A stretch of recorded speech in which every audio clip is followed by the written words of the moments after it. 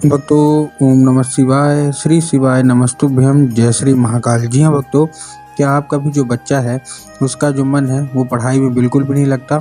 आप लोग बहुत ज़्यादा परेशान हो उसकी पढ़ाई के लिए कि आखिरकार हमारा जो बच्चा है वो पढ़ता क्यों नहीं है।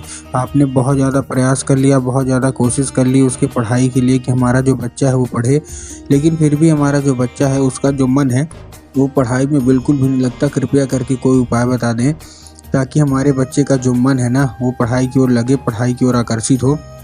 हम लोग बहुत ज़्यादा परेशान हैं। अब देखिए, जब गुरुदेव ने ये देखा, अभी देखिए जैसे बहुत सारे लोग परेशान होते हैं, ठीक ना। देखिए, आप सबको भी पता है कि जो बच्चे होते हैं उनका जो मन है ना वो पढ़ाई में बिल्कुल भी नहीं लगता। तो अगर आपका ऐसा बच्चा है कि आपने बहुत कुछ उसके लिए कर लिया, जब भी आप उसको पढ़ाने के लिए बैठाते हो तो कहीं वो घूमने चला जाएगा, कहीं खेलने चला जाएगा, कहीं कुछ करने लगेगा, लेकिन पढ़ेगा बिल्कुल भी नहीं। तो आप लोगों के मन में भी बहुत सारी शंकाएँ आती हैं कि आखिर ऐसा क्या हो गया कि आपका जो बच्चा है वो पढ़ता क्यों नहीं। तो आपको परेशान होने की बिल्कुल भी ज़रूरत नहीं है। देखिए, आपको भी पता है कि जो पूज्य गुरुदेव की जो कथा होती है ना उसमें लाखों की भीड़ आती है। कैसे भीड़ आती है? लाखों की भीड़ आती है। और जब गुरुदेव की कथा में लाखों की भीड़ आती है तो वहाँ ज़्यादातर जो भक्त होते हैं वो क्या करते हैं, पत्र के द्वारा अपनी इच्छा, पत्र के द्वारा अपनी मनोकामना जो है ना वो गुरुदेव तक पहुँचाते हैं। तो अभी गुरुदेव की कथा चल रही थी, आज से 4 से 5 महीना पहले की बात है। गुरुदेव की क्या है, कथा चल रही थी। और जब गुरुदेव की कथा चल रही थी तो वहाँ लाखों की क्या आई, भीड़ आई। अब जब गुरुदेव की कथा में लाखों की भीड़ आई तो वहाँ ज़्यादातर जो भक्त थे ना उन्होंने क्या किया, पत्र के द्वारा अपनी मनोकामना गुरुदेव तक पहुँचाई। अब जब गुरुदेव के पास पत्र पहुँचा और गुरुदेव ने पत्र पढ़ा तो वहाँ गुरुदेव ने देखा कि ज़्यादातर जो भक्त है ना उनकी क्या है, केवल और केवल एक ही मनोकामना है। क्या मनोकामना है कि गुरुदेव, हमारा जो बच्चा है उसका जो मन है ना वो पढ़ाई में बिल्कुल भी नहीं लगता। कृपया करके कोई उपाय बता दें ताकि हमारे बच्चे का जो मन है वो पढ़ाई की ओर आकर्षित हो, पढ़ाई की ओर लगे।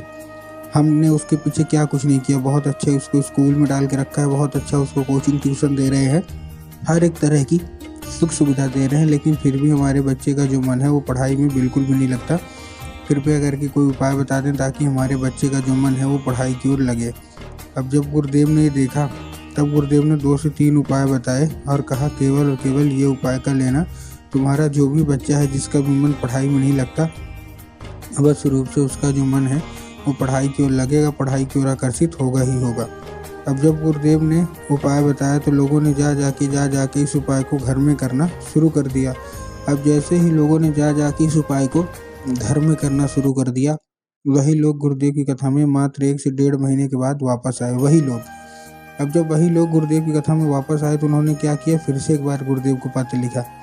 लेकिन ये वाला जो पत्र था ये गुरुदेव को धन्यवाद के रूप में पत्र था कि गुरुदेव धन्य हो आपका, आपके द्वारा बताया गया उपाय हमने कर लिया है, हमारी सारी की सारी इच्छा, सारी की सारी मनोकामना पूरी हो गई है और आपके द्वारा बताए गए उपाय के कारण ही हुआ है, आपका कोटि कोटि धन्यवाद।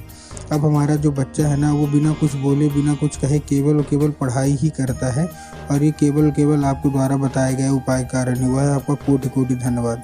तो देखिए, जो लोग भी मेरी आवाज़ अभी सुन रहे हैं ना, तो अगर आपको भी जानना है कि आखिर ऐसा कौन सा उपाय है जिसको करने मात्र से जो बच्चे होते हैं वो पढ़ाई की ओर आकर्षित होने लगते हैं, तो चलिए हम बताते हैं आपको आज की इस वीडियो के माध्यम से कि आपको करना क्या है। तो बस उपाय ध्यान से सुन के अच्छे से करिएगा ज़रूर कि आपको करना क्या है। लेकिन उसके पहले चैनल पर अगर पहली बार आए हैं और आवाज़ मेरी पहली बार सुन रहे हैं तो वीडियो कर दें लाइक और चैनल को भी कर लें सब्सक्राइब, ताकि पूजनीय पंडित प्रदीप जी मिश्रा के रोज़ नए नए उपाय जो कि मैं उनकी कथा से सुनता हूँ, श्रवण करता हूँ, सबसे पहले मैं आपको प्राप्त करा सकूँ। ठीक, तो देखिए, जो हमारा सबसे पहला उपाय है, इस उपाय में आपको करना क्या है, इस उपाय में आपको 3 काली तिल और 1 धतूरा लेना है। क्या क्या लेना है? 3 काली तिल लेना है और 1 धतूरा लेना है। अब देखिए, काली तिल और काली मिर्च में ना बहुत सारे लोगों के मन में कन्फ्यूज़न आता है, काली तिल क्या है, काली मिर्च क्या है, हमको थोड़ा साफ साफ बताओ। तब गुरुदेव ने साफ साफ बताया है कि आप जिस भी शिव मंदिर जा रहे हैं उसमें आपको क्या करना है, काली तिल ही लेके जाना है। ठीक, तो आपने काली तिल ले लिया, वो भी कितने, 3, और साथ में आपको क्या लेना है, 1 धतूरा ले लेना है। ठीक, तो काली तिल ले लिया, धतूरा ले लिया और ये अपने बच्चे के हाथ में दे के उसको भेज दीजिए कहाँ, सीधा सीधा शिव मंदिर।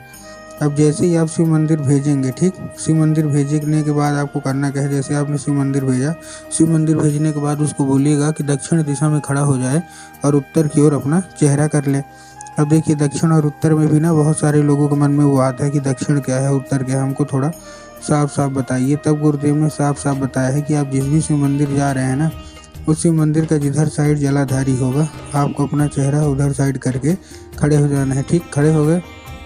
अब खड़े होने के बाद आपको करना क्या है, जैसे आप खड़े हो गए, खड़े होने के बाद आपको एक नाम लेके, कौन सा, महादेव का बहुत ही सुंदर सा नाम है श्रम्भेश्वर महादेव। तो आपको करना क्या है, आपको श्रम्भेश्वर महादेव का नाम लेके और उन्हीं का स्मरण करके आपको चुपचाप क्या कर देना है, आपको अर्पित कर देना है बस। पूज्य गुरुदेव कहते हैं कि अगर आपने श्रम्भेश्वर महादेव का नाम लेके अर्पित कर दिया तो अवश्य रूप से सारी इच्छा, सारी मनोकामना जो है ना, वो सारी की सारी है वो पूरी होगी ही होगी। ठीक, ये था कौन सा, ये था हमारा पहला उपाय। अब हम चलते हैं अपने दूसरे उपाय की ओर। इस उपाय में जितनी भी माताएं हैं उनको ये उपाय करना है अपने बच्चे के लिए। तो इस उपाय को आपको करना कैसे, देखिए, जितनी भी माताएं हैं आपको क्या लेना है, आपको लेना है एक लाल फूल। और जब आप एक लाल फूल लेंगे तब आपको ध्यान रखना है कि जो एक लाल फूल है वो कहीं से भी कटा फटा खंडित नहीं होना चाहिए। सबसे पहली चीज़ आपको ध्यान रखना है। ठीक, और जब आपने फूल ले लिया, फूल लेने के बाद आपके घर में इस उपाय को करने के लिए आपके घर में माता सरस्वती की फ़ोटो होना अति अनिवार्य है। अगर आपके घर में माता सरस्वती की फ़ोटो है तब तो अच्छी बात है, लेकिन अगर आपके घर में माता सरस्वती की फ़ोटो नहीं है तो आपको बाज़ार जाना है और माता सरस्वती की फ़ोटो लाना है और अपने घर में क्या करना है, स्थान देना है। ठीक, दे दिया स्थान। जब स्थान देने के बाद आपको करना क्या है, शाम के वक्त जब भी आपके घर में पूजा पाठ होती है ना शाम के वक्त, तो आपको क्या करना है, वो लाल फूल उठाना है और क्या करना है, माता को अर्पित करना है और माता से इसको औषधि के रूप में मांगना है कि माता कृपया करके हमको इसको औषधि के रूप में प्रदान करिए। अब क्या होगा, अब ये औषधि का रूप ले लेगा। ठीक, औषधि का रूप ले लिया। औषधि का रूप लेने के बाद आपको करना क्या है, उसी रात जब आपका बच्चा अच्छे तरीके से खाना पीना खा के सो जाए तो आपको क्या करना है, वही लाल फूल उठाना है और अपने बच्चे के माथे पे 2 से 3 बार उसको फेर देना है। पूज्य गुरुदेव कहते हैं कि उस फूल के जरिए स्वयं माता जो सरस्वती हैं वो उसके दिमाग में प्रवेश कर जाएंगी और उसका जितना भी दिमाग इधर उधर के काम में लगता है वहाँ से न लग के केवल और केवल पढ़ाई की ओर ही लगेगा। ये था हमारा दूसरा उपाय। अब हम चलते हैं अपने तीसरे और आखिरी उपाय की ओर। अब देखिए, जो हमारा तीसरा और आखिरी उपाय है, इस उपाय में आपको एक पान का पत्ता लेना है और पान के पत्ते के ऊपर आपको शहद का लेपन कर देना है। ठीक, तो शहद का लेपन आपने कर दिया। अब शहद का लेपन करने के बाद आपको करना क्या है, चिकने साइड करिएगा। इधर पान का पत्ता जो है वो चिकने साइड होता है ना, उधर ही आपको करना है। ठीक, कर दिया। अब करने के बाद आपको करना क्या है, जैसे आपने कर दिया, करने के बाद उसको लेके पहुंच जाइए, अपने बच्चे को दे दीजिए और भेज दीजिए कहाँ, सीधा सीधा शिव मंदिर। अब जैसे ही शिव मंदिर आपका बच्चा पहुंचेगा, शिव मंदिर पहुंचने के बाद आपको करना क्या है, जैसे शिव मंदिर पहुंचा, शिव मंदिर पहुंचने के बाद आपके दिमाग में आगा कि जाएंगे बाबा भोलेनाथ के ऊपर अर्पित करवा देंगे, जो कि पूर्णतः गलत है। आपको बाबा भोलेनाथ के ऊपर अर्पित नहीं करवाना, आपको कहाँ अर्पित करवाना है, माता सुख सुंदरी के ऊपर। अब देखिए, जिसको पता है कि माता सुख सुंदरी की जगह कहाँ होती है उनका तो ठीक, लेकिन बहुत सारे ऐसे लोग हैं जिनको यही नहीं पता कि माता सुख सुंदरी की जगह होती कहाँ है। तब गुरुदेव ने साफ साफ बताया जो जलाधारी है, जलाधारी के बिल्कुल बीचों बीच होता है, तो बस आपको वहीं अर्पित करवा देना है बस।